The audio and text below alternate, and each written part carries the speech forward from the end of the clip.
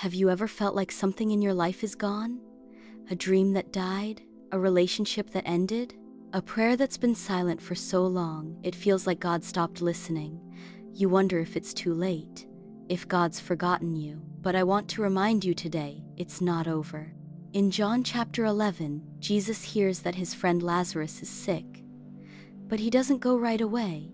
He waits. And by the time Jesus shows up, it's 4 days too late. Lazarus is dead, buried, wrapped in grave clothes, and his sisters, Mary and Martha, are broken. Martha looks at Jesus and says, "Lord, if you had been here, my brother wouldn't have died." Have you ever said something like that to God? Lord, if you had just answered earlier, if you had just opened that door, if you had just healed them. But Jesus isn't panicked. He says, "I am the resurrection and the life."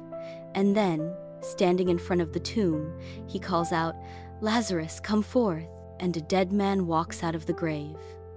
What was once buried is alive again. Maybe something in your life feels buried, a dream you stopped believing in, a calling you walked away from, a part of your heart that feels numb. But just because it looks dead doesn't mean God is done. He didn't forget you. He's not late. He's setting the stage for a miracle that's bigger than what you had in mind. The same Jesus who called Lazarus out of the tomb is still speaking today. And when he speaks, dead things come back to life. So don't give up. Don't close the door on what God still wants to restore.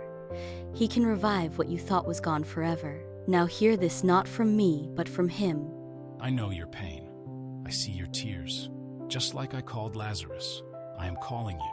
I am speaking life into the very place you thought was finished. I will not abandon you. I will restore you. Trust me, it's not over. If your heart needed that, hold on to it. Speak it in faith. It's not over, because the same God who raised Lazarus can bring it back for you.